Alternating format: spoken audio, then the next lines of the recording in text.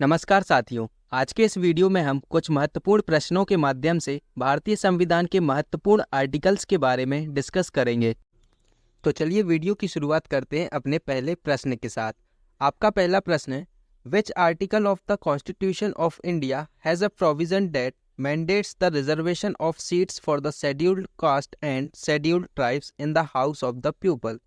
भारत के संविधान के किस अनुच्छेद में यह प्रावधान है कि लोकसभा में अनुसूचित जाति और अनुसूचित जनजाति के लिए सीटों का आरक्षण अनिवार्य है?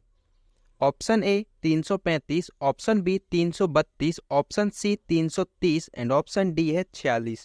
तो इस प्रश्न का सही उत्तर है ऑप्शन सी 330। भारत के संविधान के अनुच्छेद 330 में प्रावधान है कि लोकसभा में अनुसूचित जाति और अनुसूचित जनजाति के लिए सीटों का आरक्षण अनिवार्य है।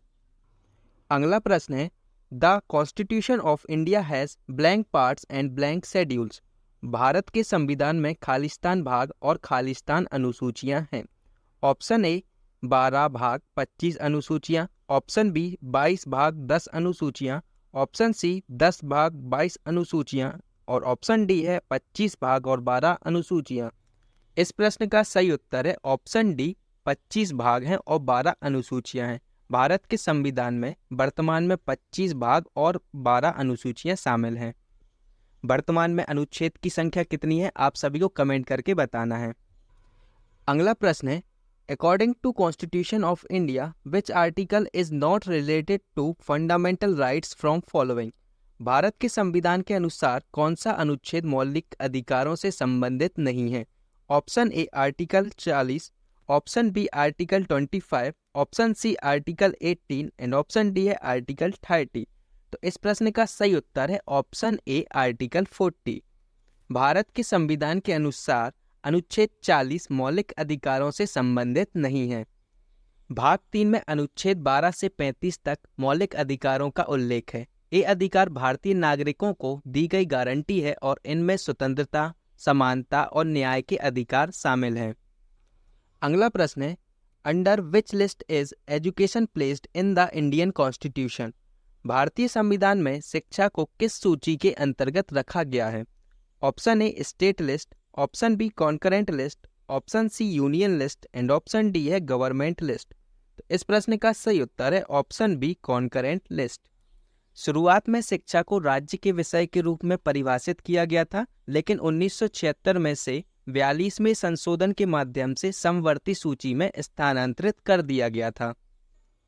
Article 371A of the Indian constitution provide special status to which state.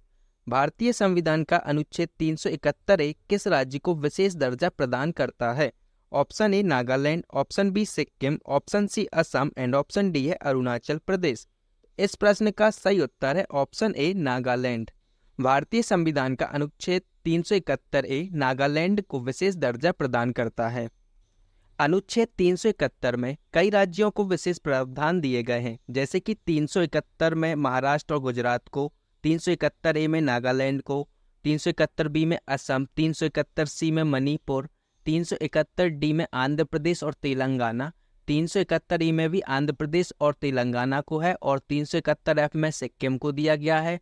371G की बात करें तो इसमें मिजोरम को, 371H में अरुणाचल प्रदेश, 371I में है गोवा और 371J में कर्नाटक को विशेष दर्जा प्राप्त है। अगला क्वेश्चन है, which two articles of the constitution of India most clearly express the power of judicial review. भारतीय संविधान के कौन से दो अनुच्छेद न्यायिक समीक्षा की शक्ति को सबसे स्पष्ट रूप से व्यक्त करते हैं? Option A article 32 and article 226, option B है article 17 and article 143, option C है article 44 and article 152, option D है article 21 and article 446।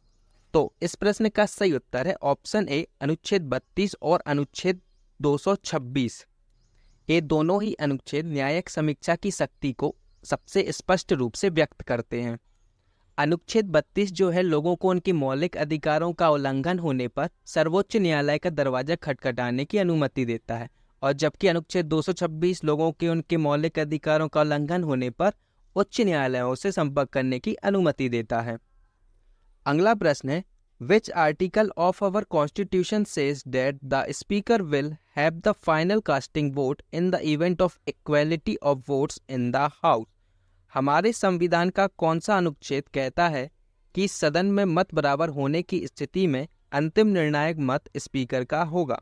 Option A article 101, option B article 99, option C article 97 and option D article 100। तो इस प्रश्न का सही उत्तर है option D article 100। अनुच्छेद 100 के मुताबिक सभापति या वक्ता या उसके रूप में कार्य करने वाला व्यक्ति पहली बार में मतदान नहीं करेगा, लेकिन अगर वोटों में समानता आती है तो इस मामले में निर्णायक वोट जो होगा वो स्पीकर का ही होगा। अगला प्रश्न है, which of the following articles of the constitution refers to the union budget as the annual financial statement. संविधान का निम्नलिखित में से कौन सा अनुच्छेद केंद्रीय बजट को वार्षिक वित्तीय विवरण के रूप में संदर्भित करता है? Option A article 102, option B article 113, option C article 112 and option D article 101। तो इस प्रश्न का सही उत्तर है ऑप्शन सी आर्टिकल 112। आर्टिकल 112 के मुताबिक भारत सरकार हर साल वार्षिक वित्तीय विवरण संसद में पेश करती है। इस विवरण में सरकार की अनुमानित प्राप्तियां और व्यय की जानकारी होती है। इस वार्षिक वित्तीय विवरण को ही केंद्रीय बजट कहा जाता है। अगला प्रश्न है, which of the following articles provided that an inter state council can be formed by a presidential order. निम्नलिखित में से किस अनुच्छेद में यह प्रावधान है कि एक अंतरराज्य परिषद का गठन राष्ट्रपति के आदेश द्वारा किया जा सकता है? Option A article 263, option B article 261, option C article 264 and option D article 262। तो इस प्रश्न का सही उत्तर है ऑप्शन ए आर्टिकल 263। अनुच्छेद 263 में यह प्रावधान है कि एक अंतरराज्य परिषद का गठन राष्ट्रपति के आदेश द्वारा किया जा सकता है। राष्ट्रपति के आदेश के तहत 28 मई 1990 को अंतरराज्य परिषद का गठन किया गया था। अगला प्रश्न है, which article of the Indian constitution empowers joint sitting of Lok Sabha and Rajya Sabha under certain circumstances. भारतीय संविधान का कौन सा अनुच्छेद कुछ परिस्थितियों में लोकसभा और राज्यसभा की संयुक्त बैठक का अधिकार देता है? Option A article 108, option B article 75, option C article 100 and option D article 156। इस प्रश्न का सही उत्तर है ऑप्शन ए अनुच्छेद 108। भारतीय संविधान का अनुच्छेद 108 दोनों सदनों की संयुक्त बैठक का प्रावधान करता है। संसद को संयुक्त बैठक राष्ट्रपति द्वारा बुलाई जाती है और इसकी अध्यक्षता लोकसभा के स्पीकर द्वारा की जाती है। स्पीकर की अनुपस्थिति में लोकसभा के उपाध्यक्ष के द्वारा इसकी अध्यक्षता की जाती है और अगर वह भी अनुपस्थित रहे तो राज्यसभा के उपसभापति द्वारा इसकी अध्यक्षता की जाती है। वीडियो को पूरा देखने के लिए धन्यवाद।